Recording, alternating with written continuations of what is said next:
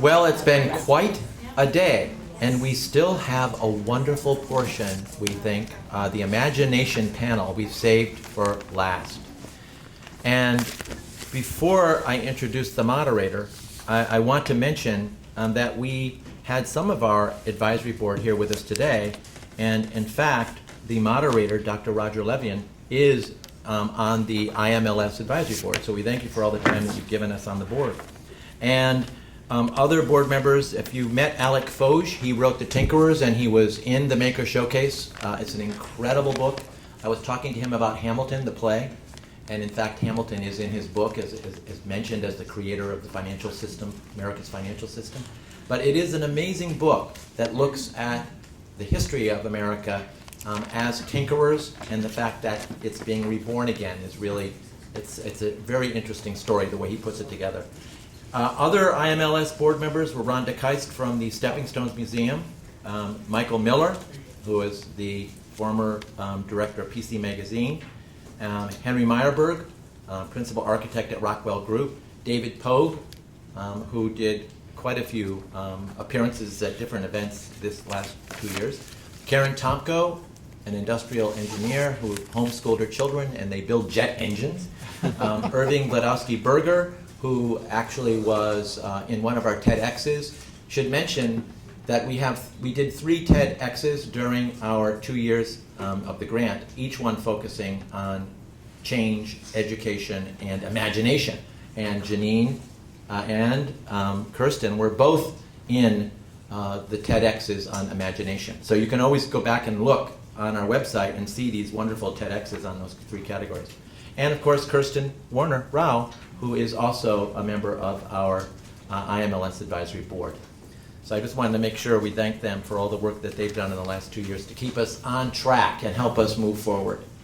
So you have in your packet an article called Great Good Fortune: Organization, Philanthropy, and the Recreation of the Public Library. Now, we originally were going to give you another document that Dr. Levien did, which was The Future of Libraries that he wrote for ALA in 2011. But this really is a recent article that sums up some of the recreating that's going on in our libraries. So we put it in here for you to read, and with no more, I don't want to go into much more depth because you have a wonderful biography of him in the program. I want to introduce Dr. Roger Levien. Thank you and welcome to the Imagination panel. We're going to make this participatory. So this will be an opportunity for all of you to draw on the imaginary skills, or I should say the imagination skills, that you have gained today, and to use them and to sharpen them. We have 4 speakers: Kerstin Rao, an educator, maker, and improviser, and I'll tell you a little bit more about her in a moment. Jeanine Esposito, an innovation expert artist, an innovator in business education and the arts. Kim Carrigan, who's a program manager for cultural heritage and information learning at IMLS, and myself, I'm a consultant in strategy and innovation. We're going to go quickly, but there will be 15 minutes for each of us. The first 8 minutes, we will each tell you something about imagination or spur your imagination. And then we're going to give you 7 minutes or so, we'll be a little flexible, to comment, to elaborate, to ask questions about it. So let me not hesitate any further and turn this over to Kerstin. Kerstin, while she's getting up, Kerstin, here's the pointer. Kerstin, while you're innovating. Slow motion running. Kerstin, as you can see here, rather than read this to you, here's some of her background in more detail. But notice that she studies and performs improv in Connecticut and New York City. Hey, nice to meet you guys. I have so much respect for you. I'm sitting here, I was watching, like staring at you guys from the stage and just thinking, all of the energy and optimism and academic background and creative background, like you guys are raring to go. Perfect audience. So thrilled to be here. Okay, great. So how do I guess, click? Yes! Okay, my thing is called Making Community. Kerstin Rao on imagination, and yes, that's me in a paper bag. This is how I started, people. My role evolved from a community member to a community builder. I had a lot of fun thinking about these concepts. And I really moved from personal learning to participatory learning. And it's really only been in the past few years that I've kind of come out of my shell and really connected with people. And I figured I'm going to tell you guys what has made the difference for me. I've always loved creating. And I'm a Minnesota girl. Anybody from the Midwest? Midwest people. Woo! Represent. Yes. I love the Land O'Lakes butter girl, and that's my attempt at her costume. Just wanted you to know. I was kind of a solitary kid, kind of a weirdo, didn't have the social skills, but I was living a lot in my imagination, loved to make things, but I really loved when the things that I made other people smile. That was a motivator for me as a kid. And I've gone on a journey from performing for an audience to get that feedback personally and validation to co-creating with others. So one of the things that influenced me was the first World Maker Faire. I hope you're going on Saturday. Mm-hmm. Yes! Oh my gosh, you guys, get ready, it's amazing. This was the very first year they had these hula hoops, and they were programmed with Arduinos and LED lights, and the patterns would change. So as you're twirling them, suddenly the weird, that's me in the middle, the weird animation would change. It was wicked cool. Here is the giant mousetrap. I love taking things and blowing them up big. When I was a little kid with my sister, I made a giant Monopoly game, and it was the best. So check this out. You don't have to really stay for the performance. It's cool just to see it, because the performance kind of drags on a little bit. No disrespect or anything. But it's just so much fun. Make sure you see the Culminmentos, guys. One of the cool things about how my life has changed is viral videos. This viral video blew my mind. Do you remember when this thing came out and they were just having a good time up in Maine spraying Coke and Mentos? It was amazing. So I actually marched on up there and met Stephen Voltz and Fritz Grobe because I have no shame. The other thing that got me out of my shell was improv comedy. This is the Upright Citizens Brigade. We have Matt Walsh, Matt Besser, Ian Roberts, and Amy Poehler, and they founded a school in New York. And it's been brilliant to study there, scary as all get out. But the key principle in improv has improved my life. The key principle is yes and. Talk to anybody who does improv, they'll tell you this is the #1 concept. What you do is you affirm what your partner has generated. So someone comes out there and says, "Why are you pointing a gun at me?" And you don't react and say, "That's just your finger," because then you've killed the scene. Instead, you look, I'm going to use Tina Fey's example, you look at them and you say, "Oh no, the gun I gave you for Christmas, you bastard."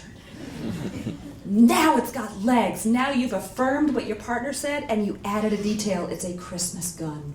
So I love Tina Fey so much. She's amazing. So it's really important to affirm your partner and add your own ideas.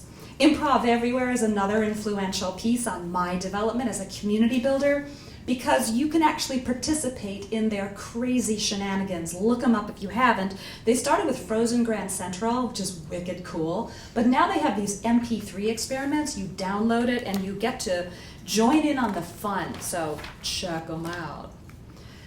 And of course, I had to replicate Improv Everywhere in my classroom. My kids did an improvised prom mission where we kind of infiltrated 6th grade lunch in full prom outfits, and we videotaped the response. It was great.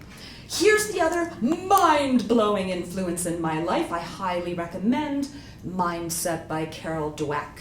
She is a fascinating researcher. She was wondering, why do some kids face a barrier and press on, and other kids face a barrier and fall apart? Why? They're just kids. What's going on? Turns out it's the basic premise you have about intelligence. If you believe you're born with just a fixed amount of intelligence, you're going to resist change. You're going to avoid getting challenged. Whereas if you see it as a muscle, you're going to say, "Bring it on. I'm ready to grow." So of course I had a Princess Bride wedding. I threw that in just for fun because, yeah, it's part of my evolution. I'll tell you about it later. Here's the other thing that was hugely influential, Kane's Arcade. Another viral video, this little 9-year-old boy in East LA was building a little arcade, and much like me, he was all by himself. But he kept going, building cool stuff. One day a filmmaker came by, he needed a handle for his car. And he said, I want to make a film about this boy. Film went viral, so much money poured in for little Kane, he's financed through graduate school. And with the extra money, they started the Imagination Foundation, which I got involved in. And so did the Westport Library, because Bill Derry says yes and. I was one of 30 chapter leaders from all over the world. We've done wicked cool stuff like a global cardboard challenge right here at the library last fall. This is a picture of our Imagination chapter. Oh, I'm gonna make it, sweetheart. 2 minutes to go, I've got this. Building imaginary paper worlds out of index cards, making outrageous paper hats, tinkering with little bits electronics, 3D pop-up cards, augmented reality apps. If you haven't checked it out, it will blow your mind. And then we built giant puppets using PVC construction. Have I done any of this before? No. I took the leap into the unknown with my kids. It takes a village to build giant puppets. So thank you, Karen Bruce, and thank you, Bill Derry, for helping out. Here we are at our puppet parade. Oh my God, these kids were so proud of themselves, and they had such a great time marching around. Well, I tell you, I had such a good time that I applied to present at a presentation in Denmark, the World Council on Gifted Children. I said, can I tell you about the Imagination chapter? They said, sure. So I flew to Denmark. Here I am in the birthplace of Hans Christian Andersen. Here I'm meeting Dr. Henry Thierry, the former CEO of Nokia. He was part of the Mars rover design. He's really into the Google X Prize. Here I am meeting a guy from Legos, and we're making Lego hands together. These are my fellow presenters from the Czech Republic, the Netherlands, and Florida that I never would have met if I didn't take this leap.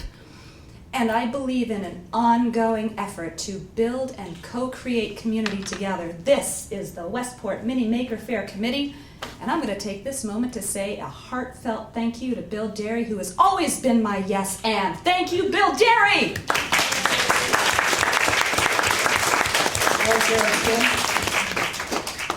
Don't give up the microphone. What? We have 7 more minutes. What? Wait, what? You just said yes and. Yes and. Come Go. on. I'm ready. Build on her start. What questions do you have? What do you want to know more? Yes. Yes, please. We're going a little fast. I was, because I'm like boom, boom, boom. I can go back places too if you want. So tell me about. Use the microphone just so it's on video. Thank you. Hi. Yes. I was wondering about the Imagination chapter that you started. What group is that? Okay, this is really cool. I'll go back here. So Kane's Arcade, the money poured in, right? Yeah. And so they formed the Imagination Foundation. I happened to have corresponded with them because I wanted to host a cardboard challenge at the first Westport Maker Faire. So Alice Lynn knew my name. And a few months later, she contacted me and said, we're going to do this thing. Would you like to apply? And I said, yes. And so I applied, and I got chosen to be one of these 30 awesome educators. The guy from South Africa is off the chain. Like, I don't know how he produces all his ideas in a day. He's amazing. And this year, it's year 2 of the Imagination Chapter Foundation program. There's 100 people. So I'm going to be getting to know a lot more people. It's wicked cool. Website, just type in Imagination Foundation. You'll find it. And you'll see the little logo with the little eye. Thank you. More questions? More? She's like, oh, come on, did you hear that? She's like, oh, don't leave me hanging, people. Everything was absolutely clear. Didn't start any new ideas in your own minds. All right, I'm going to read you something fun. Sir Ken Robinson. How many people, raise your hands, who loved Sir Ken Robinson and his talk on creativity? Thank you. If you haven't seen it, check it out. It's a great TED Talk. It's one of the most watched TED Talks there are. He came out with a book called Creative Schools, and this was published April 21st this year. And he has 3 definitions. Creativity is the process of having original ideas that have value. Imagination is the root of creativity. It is the ability to bring to mind things that aren't present to our senses. It kind of helps you take that leap of faith if you can imagine things in your mind. And then finally, innovation is putting new ideas into practice. I thought those were 3 interesting definitions to help us clarify and talk about these different concepts together. And you're going to be hearing great stuff from other people. I don't have to take 7 minutes. I can scoot so the next person. Yeah? Could you repeat his name and the name of the book? Yes, sir. Because he got knighted by the Queen of England. Ken, so like Barbie and Robinson, Swiss family. So he's absolutely, you're gonna, it's enchanting. It's wonderful. I'm gonna get out of the way, let the next person go. Thank you.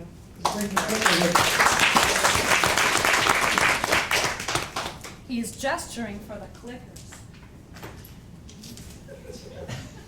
Delivering a chariots of fire style. Now I have to get all the way through this. So our next speaker is Jeanine Esposito.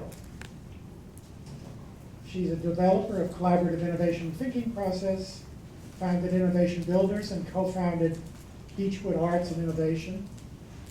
In addition to all of that, she's a visual artist, and I'll let her tell you how collaboration expands imagination. Thank you. I'm not going to do the slow-mo, but I have to say, I think the slow-mo in and the slow-mo out was very deceiving. Because you are not slow-mo. Wow. Terrific. I love everything you said. And I agree with you. Bill Derry and the Westport Library have always been yes and, created a yes and culture. And I appreciate it. I appreciate all the work that I've done with you and all the involvement that we've had together. So thank you. So I was told I had 6 minutes, and so hopefully I'll be able to make it in 8. And in order to do that, I just really want to focus on one element of collaborative innovation, which is how collaboration actually expands imagination. I want to just give you as a way of background. So I did spend 22 years of my life running, basically helping businesses innovate by leading teams through a collaboration and innovation process. And then I really, probably in the second year of that, I said, oh, we have to be teaching this to everyone. But it took about another 18 years before education and libraries were ready, and now they're ready, and I'm so excited because I'm really passionate about this. So I created Innovation Builders and something called Excite Learning. Excite Learning stands for excite with collaboration, innovation thinking, and elements of entrepreneurship. And it's basically, just think of it as the way we're going to need to solve problems in the 21st century. And our work, we basically first looked at creating a framework, which is what are the best skills for the 21st century. You would think there's one single source on this. There's about 100. We looked at all 100, and we came up with the top 10. We also looked at what are some of the principles and guidelines for creating programs, whether they're in a library or a school or in the curriculum of a school. What are the guidelines for teaching these kinds of 21st century creative problem-solving skills? And we created a framework that we could use, or you could use, anyone could use it to design things. And then we took some of the basic tools that have been around, believe it or not, since the 60s for how to collaborate. How many people here think that human beings are natural collaborators?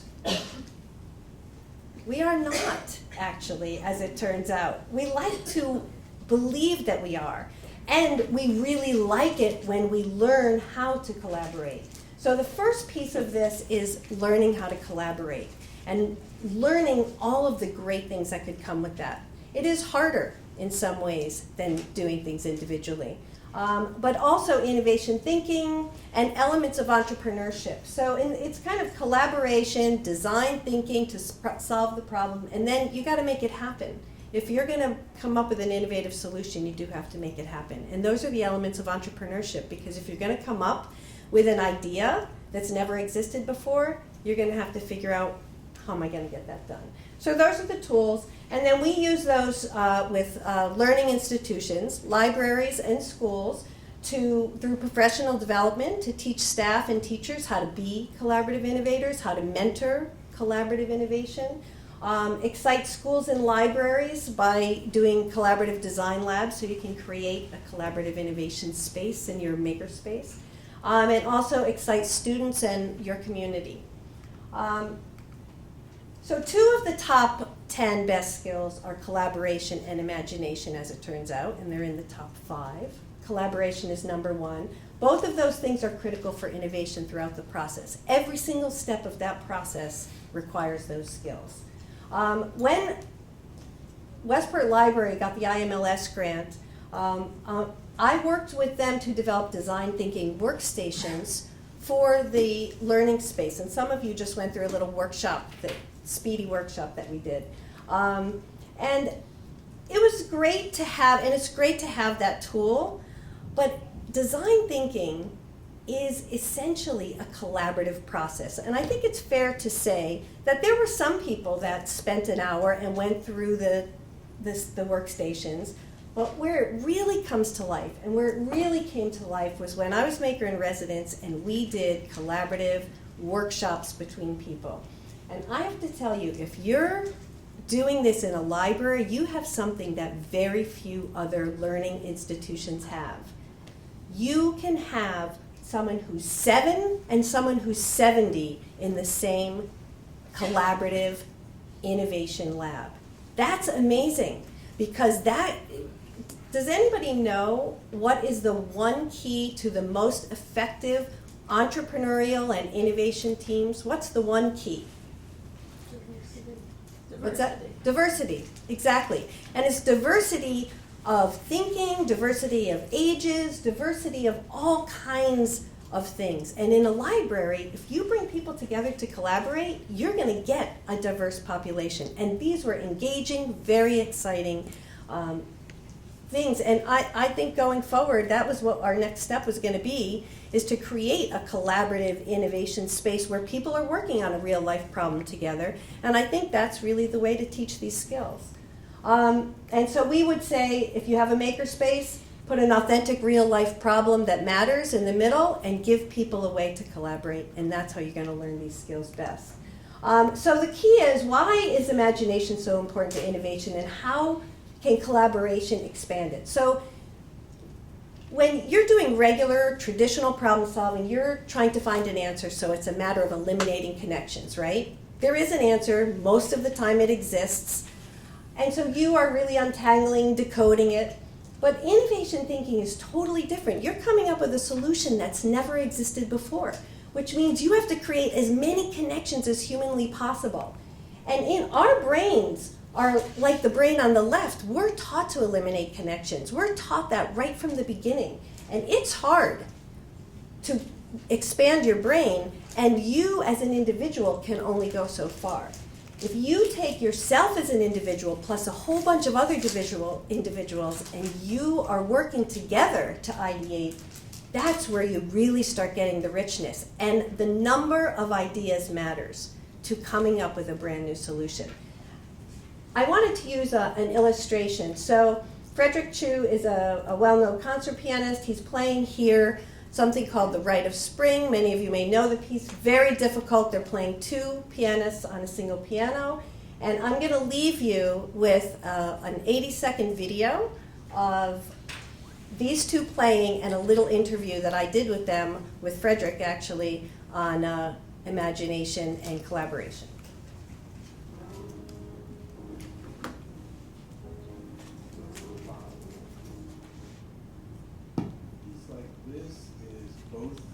Teamwork and collaboration.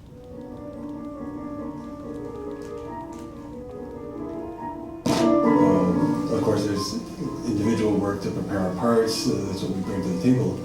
But then when we get together, there's teamwork, which is basically figuring out roles. Who's going to do what?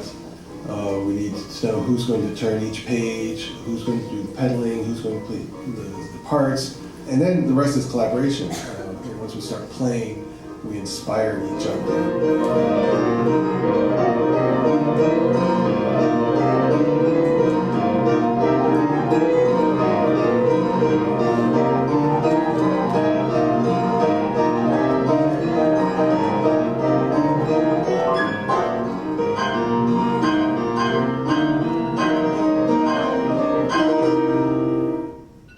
And so our interpretation kind of evolves from both of us putting our ideas out there and seeing which ones inspire the other, so that in the end, it's really a combination. It's not something that I imagined or that Andy imagined when we came. It's something that's really evolved from both of our ideas melding together and producing something that's totally new. So, Questions? any questions on?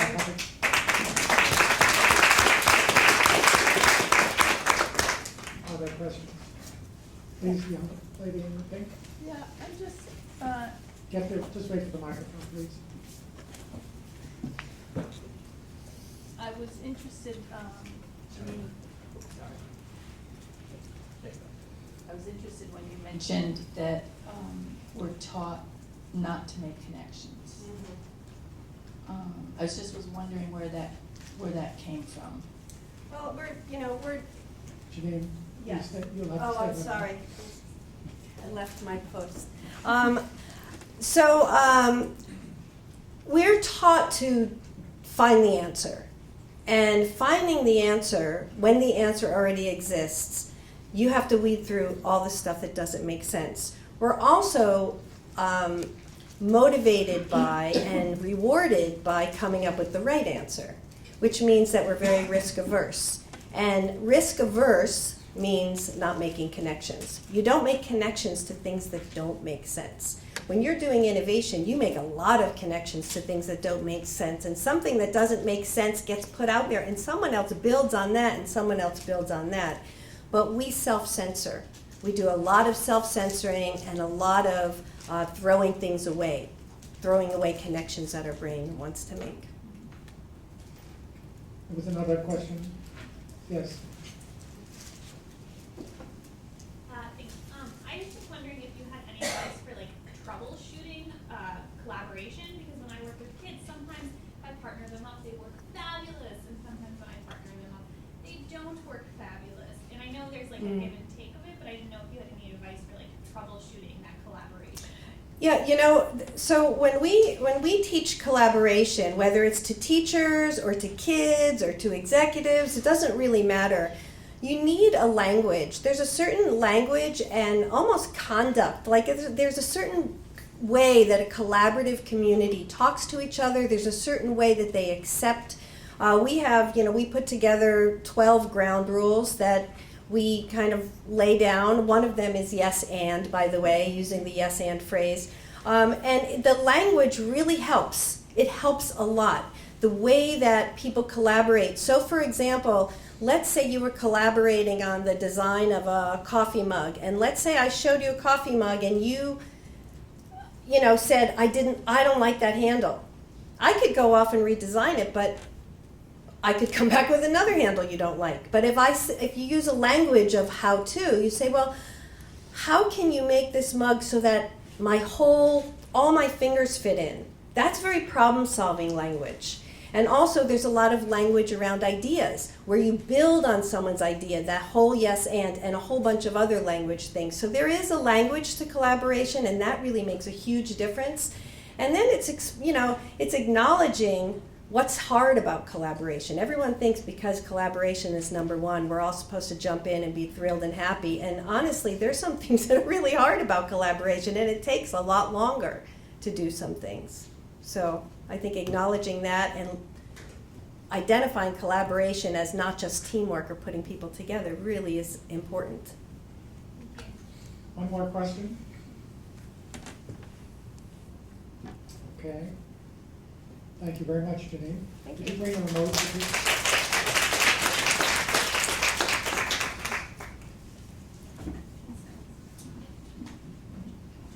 you? Our next speaker is Carrigan. Oh, you want to get up? Oh, yep. I was waiting. Ready to. Yes, you do. And you can see he's the program manager at IMLS, a member of the team managing the notices figure $181 million in grants. So pay attention to him, please. And he's the coordinator at all stages of the process. He's a key player at IMLS in special initiatives and planning, implementing improvements in the grants management process. So he knows wherever he speaks, and now he will speak. Great, thank you, Roger. Good afternoon, everyone. It is so really wonderful to be here today. I feel like I have big shoes to fill coming after Kerstin, who's so energetic, so I will try to live up to her level of energy.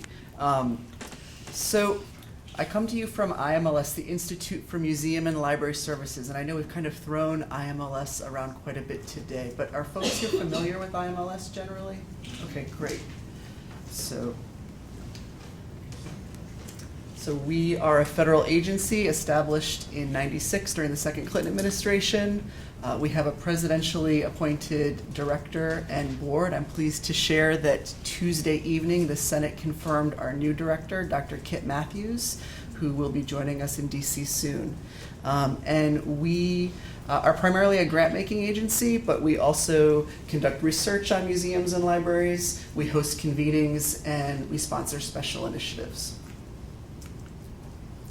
Our mission is to inspire libraries and museums to advance innovation, lifelong learning, and cultural and civic engagement. And I think that making is something that fits in really well with all three of those things. It sort of could be at the center of a Venn diagram of those three as separate circles, I think, in some ways. And when Bill asked me to join this panel, I was delighted and said yes, and because I never say no to Bill Derry when he asks me for anything. And I tried to think, what would I, coming from the federal perspective, have to say about imagination? Because I'm sure that actually many of you in this room are far more creative people than I am. I am probably relatively bureaucratic compared to many of the smart people in this room. But as I thought about it, and I thought about the investments that we make and the things that are important to us in Washington, we, I think, care a lot about imagination, but we tend to think about it through the lens of innovation, as well as thinking about it through the lens of creativity. So I'm really, really pleased that Kerstin defined those terms for us. And so our grant making is focused in three areas: around providing learning experiences, the role of museums and libraries is serving as community anchor institutions, and collection stewardship, thinking about how we activate our physical and digital collections. And again, I think that that making can touch on all of those things, but especially I think it is important when it comes to the first two, especially thinking about serving as places where our communities are congregating together and then providing high quality learning experiences. So we think museums and libraries are exceptionally well positioned to promote 21st century skills. And again, Jeanine, you set me up so beautifully. I'm so pleased that we spoke in this order. We hadn't planned this. And when we talk about 21st century skills, and I'm sure these are some of the same skills Jeanine saw when she was looking at the inventory that she was describing that her group did, we talk a lot about the 4 C's. So thinking about critical thinking, communication, collaboration, and creativity. And again, as Kerstin mentioned, there's some real interplay between those two things. And we think that museums and libraries have always done these things, but that we're at a point right now where we're being much more intentional about thinking about and articulating the important role that we play. So in some ways, I think some people say, well, gosh, we've always had X or Y program, but maybe we just described it differently. And I think that, we're at a real interesting moment where a lot of people are sort of perking up and paying attention to what's happening in our libraries and our museums. And, I think that it's a really exciting time because we're being recognized for the great work that we've always been doing and that we're continuing to do. We just maybe have different language to describe it now. So, and actually I've learned from a colleague this $6 million figure is maybe a little bit lower, which is wonderful, but we've supported through our discretionary grants closer to $10 million since 2011 in projects related to making and learning in museums and libraries. And that's only our discretionary awards. That doesn't take into account the funds that our state library administrative agencies put towards making and learning in each of the states at their own discretion. So we've partnered with folks with private funders like MacArthur to advance a network of learning labs around the country. And we also are doing a lot with colleagues in Washington on behalf of the nation's museums and libraries. There's a group organized by the White House Office of Science and Technology Policy that meets regularly to talk about making. There's tremendous enthusiasm for where museums and libraries fit into the equation there, which I'm happy to share. And this past spring, we hosted with the Congressional Maker Caucus the first Capitol Hill Maker Fair. And we were thrilled to have our colleagues from Westport join us for that, which was a really terrific event. And I think just the fact that there is a Congressional Maker Caucus, I know before we got involved with them, that was not something that was on my radar, but more than 30 members who really care about this issue. Representative Mark Takano from California is the chair of that group, and a former classroom teacher, and is again someone who's a real advocate for making and for libraries as well. So why making? Why do we think making is important and something that we should be supporting at the federal level? And this is a list that's adapted from a report from the Chicago Public Library, but I think it aligns really well with the things that we talk about at IMLS and with our federal partners.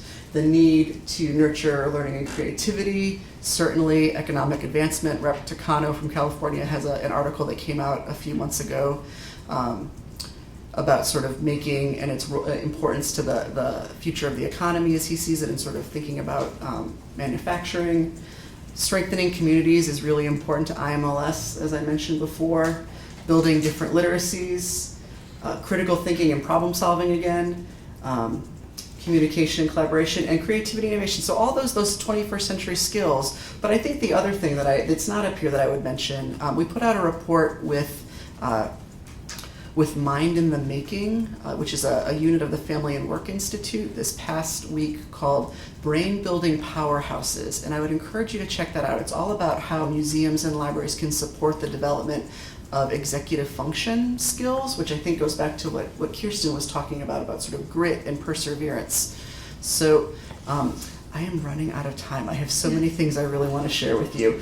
So I think I'll just end here and let you know that one tool and resource that I want to make sure I leave you with is a framework that we're developing on making and learning. It's in partnership with the Children's Museum of Pittsburgh, and if you're ever passing through Pittsburgh, you need to visit their Make Shop. It's a phenomenal space, as well as friends at the Chicago Public Library, the Maker Education Initiative, the Exploratorium in San Francisco, and the North Carolina State University Libraries. So academic libraries, public libraries, science centers, children's museums, as well as thought partners from around the country that have contributed. And we're developing this framework to allow museums and libraries to not just say, what's the shopping list of stuff that I need to buy to have a makerspace, but to really step back and reflect on practice and engage with community and think about what are the questions that we need to be asking to provide authentic learning experiences. And we see those as being around what's the purpose, who are the people both within the organization and within the community,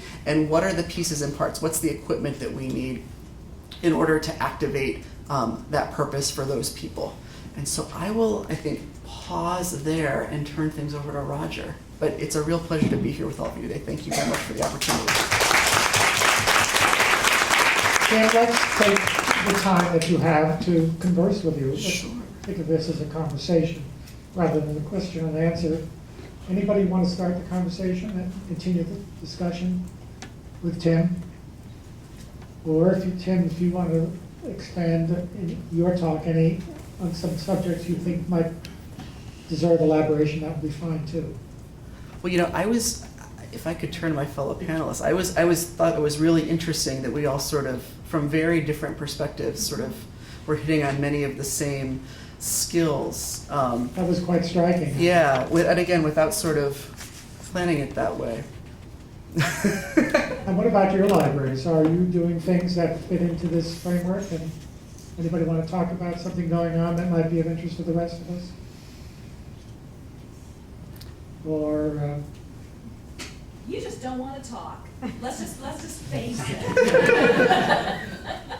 I'm going to ask you to talk after my talk, so I hope you get into the mood. Yeah, I guess I would maybe put out Is there a to, question back there? Did I see you raising your hand? I don't know if this falls into anything. Just like, I'm sorry, we need to get the microphone to you.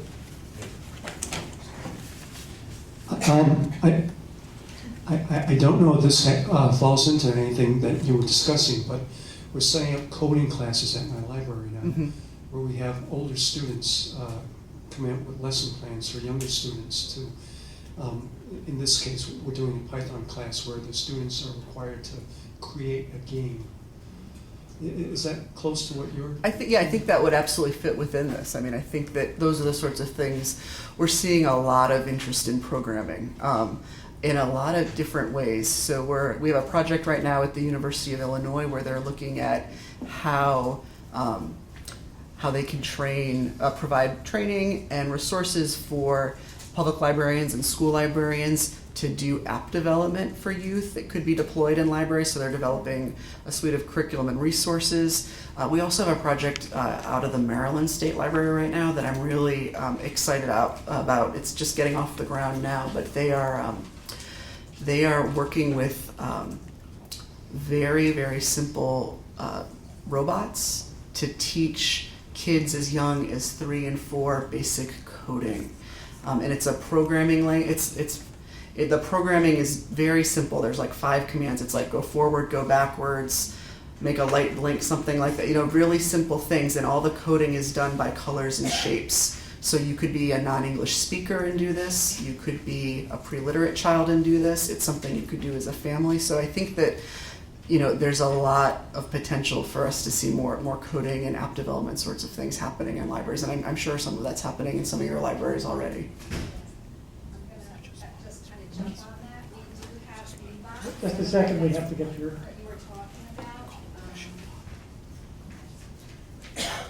Hi there. So we have a really dynamic woman in our community who is a computer scientist and is really dedicated to bringing computer science to all ages. Mm-hmm. And so she's really helped us develop these different age programs. And one of the ones that I run are the bee-bots, which I think is similar to what you're talking about. They're little bee robots. You can look at them online, beebots.org. And they have just exactly what you're saying. They have the forward, backward, left and right buttons. You have little challenge boards, and you can put flowers and beehives or numbers. They have metric rulers, so you can do it for different age levels. We opened it up to older kids, and they started building with Legos and blocks and creating virtual little and real towns and having the bee-bots navigate that. And then they used an iPad to kind of videotape their project. So we've done it through the different levels based on, and then we went up to the NXT, and then and from there, the kids are coding then into high school too. That's great. Yeah. So, yeah. I really like that. I think that I think it's a different product. I know that the one that they're using in Maryland was funded sort of through the British version of Kickstarter. Okay. And so and they were hoping to start several months ago, but with many Kickstarter campaigns, sometimes it takes a little bit longer to get to the product than you think that it will. But Right. I think what I like about something like that especially is that it's amazing. I remember the stuff I was doing when I was 4. Right. Nothing at all like that wasn't even on the radar. But to David Lankis's point this morning about making sure that we're offering programs that are really inclusive and that aren't just sort of speaking to sort of an audience that's privileged and that could do this on their own. I think our real opportunity, particularly in the public library space, is that we're in a position to democratize access to tools that people wouldn't have access to otherwise. And certainly, we may have super users that we turn on to some of this stuff that then go off and sort of, join one of the Fab Labs that has sort of like the gym membership model. And that's great. I mean, that is terrific, but there's going to be many more people, and particularly, young people, that this is going to be, their sort of launch pad, and this is maybe going to be where they stay for a while. And that's, I think that's terrific. So, So. yeah. I really like that. I think that, it's a different product. I know that the one that they're using in Maryland was funded through the British version of Kickstarter. Okay. And so Yes, go ahead. I just wanted to say to this, Yeah, we have a microphone, Jimmy. sorry. Hello? Oh. I just want to say, schools are also going through the similar revolution as libraries, and there's a very big 21st century skills learning gap, not just with older workers, but everybody along the spectrum. I mean, people graduating even from high school today don't have all the skills for 21st century. So that, and for libraries in particular, not only in the same way that you have that huge age range if you did collaborative learning labs, but also you have that whole community of, a learning gap for 21st century skills. And I think people are looking to lots of places outside of traditional education venues to develop those skills. So.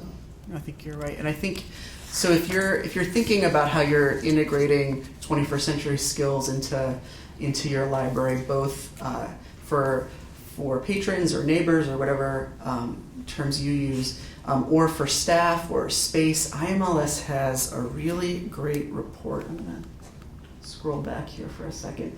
Museums, Libraries, and 21st Century Skills. This came out in like 2008 or 9. David Linkeys was actually one of our advisors on this. It's a really terrific report that's sort of, it's sort of pre-making, but I think it reflects many of the same sort of sentiments, and there's a great self-assessment tool in there for thinking about how you sort of advance and become more,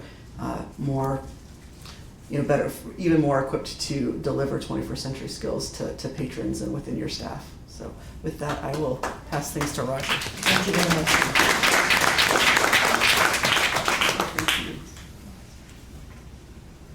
I won't spend any time on my biography. I'll just say I have some good news and some bad news.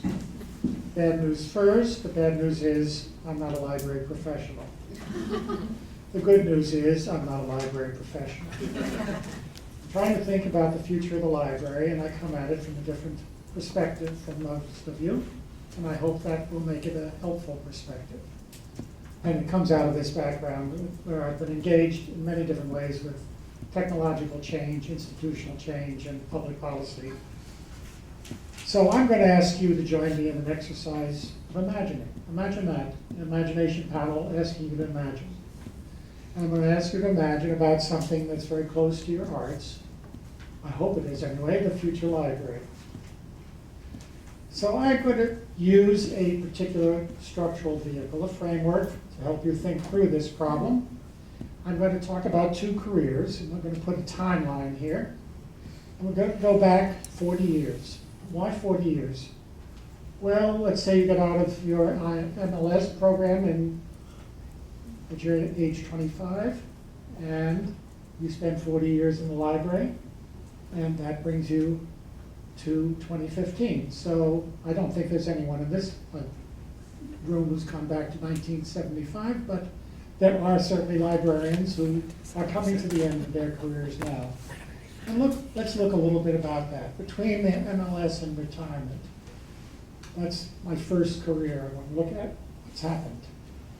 Well, there are a few things that have gone on in the outside world between 1975. And let's just stop for a moment and think about 1975.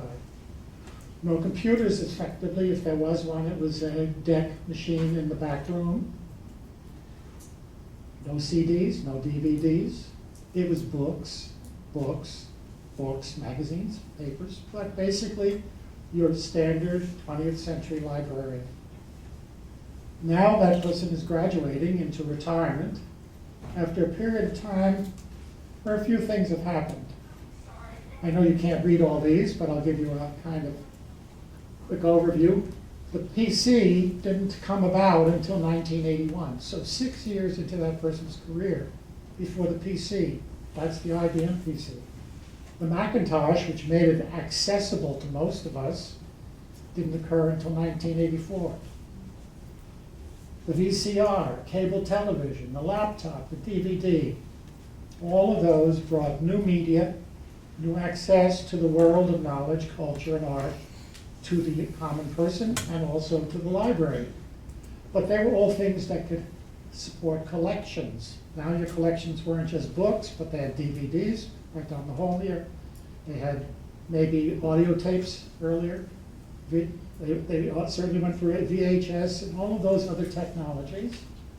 Then along came the World Wide Web, and that's a somewhat different sort of thing. That opened up knowledge all over the world to anybody who had an accessible tool. I didn't include the internet, but obviously the internet precedes the World Wide Web. There was iTunes, iPod, Netflix, Google, ebooks, PBR, all of these things descended upon the library, opening up essentially an explosion of media types, knowledge formats, accessible means, all of that against the background where the training was in how do you organize collections of books using card catalogs. Right up here is the central invention of this time, though I haven't emphasized it, I do in most of the other things I write. The iPhone changed everything, in my view. Not because it was innovative in everything it did, but because it brought together a lot of the previous innovations and finally brought access to knowledge and information to the portable format comparable to a book. Now, I do not want to say the iPhone or even the iPad has yet reached a stage of evolution or development that makes it as efficient and successful as a book is for conveying knowledge and art and culture. But I will say, I believe that that will certainly come. We have all of these other access means now, and means of information, ebooks, Facebook, Twitter. I was saying to David Lankus earlier, that if we think back to the library at this stage, it was in fact quite comparable to the World Wide Web for a local community, because it was the place where the world's knowledge was accessible. You had to go to the library, take a book. You didn't go to Wikipedia, but you went to the library and look at the World Book or the Encyclopedia Britannica. But think of the library in those days as serving a very comparable function to what the World Wide Web does now. Does that mean the library has gone out of style and we can turn it all over to the World Wide Web? I don't think so. But one of the reasons I'm working on this book on the future of the library is I want to understand what is common about a library that will continue its purpose into the future as this technology cloud continues. And let's look now at the second career. Probably not in this room either, is the graduate of an MLS program this year. What has he or she learned that's going to help her or him through this period of 40 years? If we think this is an unusual occasion, that it won't be anything like that in the future, I think we would be dreaming. I suspect that this cloud holds riches and threats that we cannot imagine, or will find it difficult to imagine. But it's there. And so, if we ask ourselves, can we imagine what the library back in 2055 is going to be like? Let's look at some of these trends that will drive it. I would say with some confidence that the paper-based medium, the print medium, is going to fade out even in its dominance over that period. That the notion of collections as the essential organization principle of the library is going to fade out. And what we will see instead is a digital display medium. That is, if the surface that most of our knowledge is captured on even today is paper, I believe that that surface in the future will be digital display.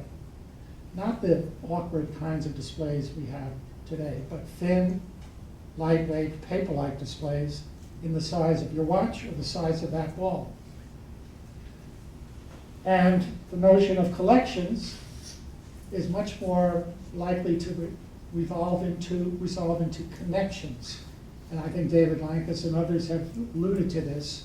A library is a place for connections, connections with knowledge in the web, connections with the knowledge in your community, connections to knowledge in books, or any other source. So with that background, I'm asking two things. I'd like you to help me imagine what a library might be in 2055. Now, that's a tough ask, I know, but we have a big group here of librarians. This is participatory, so I'm going to ask you each, or we won't have time for each, but I'm going to ask for a few samples, ideas about what a library might be in 2055. And I'm going to ask the same question, but I'm going to leave it on in your mind rather than ask you to answer it. How can we train, what should the education for MLS be to prepare a librarian for this 40-year career?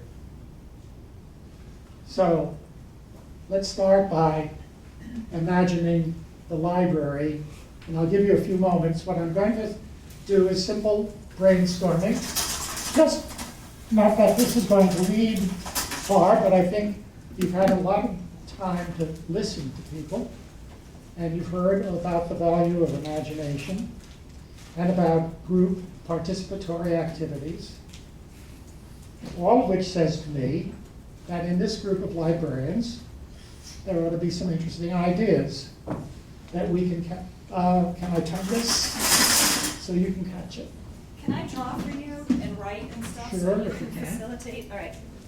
Although, I'll tell you what to write. I'm whatever you say. Okay. Now, I don't want to make this intimidating, I want to make it easy. So the point is not to get it right, the point is not to get it perfect, the point is just to get an idea that others can build on. So here are some topics. What kind of service would a library in 2055 provide? What location would it occupy? Would it be in the center of town, or would it be distributed? What's going to be on its walls? Pictures or displays? Digital displays? Does it have stacks? Or does it have places that people need? I'm trying not to answer, I'm trying to stimulate. Come on, I know that some of you have thought about the future of the library, even if it's mundane. Go ahead.